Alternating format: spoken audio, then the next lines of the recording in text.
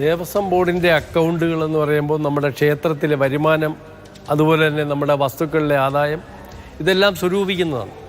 അപ്പോൾ അത് എത്ര അക്കൗണ്ടുകൾ ഉണ്ടായാലും അത് ചീഫ് എക്സിക്യൂട്ടീവ് ഓഫീസർ എന്ന നിർവചനത്തിനുള്ളിൽ ആൾ ദേവസ്വം കമ്മീഷണറാണ്. അപ്പം ഇതിൻ്റെ സ്ഥാവര ജംഗമ സ്വത്തുകളെല്ലാം ദേവസ്വം കമ്മീഷണർ പേർക്കാണ്, അക്കൗണ്ട്സുകൾ ദേവസ്വം കമ്മീഷണർ പേർക്കാണ്.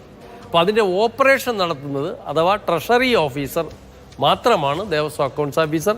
അത് ട്രഷറി ഓഫീസർക്ക് അല്ലാതെ അസിസ്റ്റന്റ് കമ്മീഷണറോ അങ്ങനെ വേറെ താഴോട്ട് അക്കൗണ്ട് തുറക്കാനേ പാടില്ല. ദേവസ്വം കമ്മീഷണറുടെ പേരിലായിരിക്കണം അക്കൗണ്ടുകളെല്ലാം തന്നെ. എവിടെ ഓപ്പൺ ചെയ്താലും, ഏത് ഹെഡിൽ ഓപ്പൺ ചെയ്താലും അതാണ് നിബന്ധന. ഏത് പർപ്പസിന് വേണ്ടി ചെയ്താലും. ഇവർ പറയുന്നത് 45 ദിവസത്തെ സമയമുണ്ട്, അതിനുള്ളിൽ ഹൈക്കോടതിയെ ബോധ്യപ്പെടുത്തിയാൽ മതിയല്ലോ കണക്ക്, അത് ഞങ്ങൾക്ക് കഴിയുമെന്നാണ്.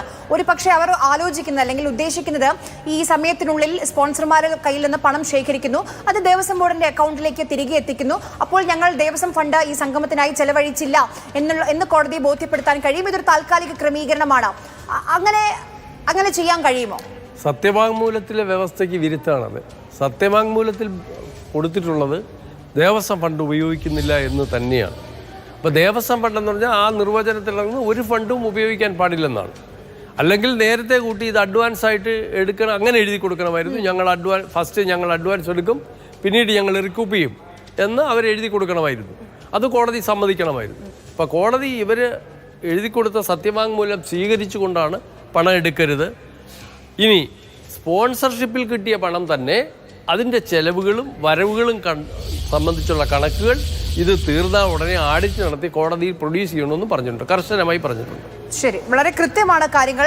ഹൈക്കോടതിയിൽ നൽകിയ സത്യവാങ്മൂലം, ഹൈക്കോടതിയിൽ നൽകിയ ഉറപ്പ്, അതെല്ലാം തെറ്റിച്ചുകൊണ്ടാണ് ഇപ്പോൾ ആഗോള അയ്യപ്പ സംഗമത്തിന് വേണ്ടി ഫണ്ട് ദേവസ്വം ബോർഡിന്റെ ഫണ്ടിൽ നിന്ന് തന്നെയാണ് എടുത്തിരിക്കുന്നത്. അതുമായി ബന്ധപ്പെട്ട തെളിവുകൾ, രേഖകളൊക്കെയാണ് നമ്മുടെ മുന്നിലേക്ക് വന്നുകൊണ്ടിരിക്കുന്നത്.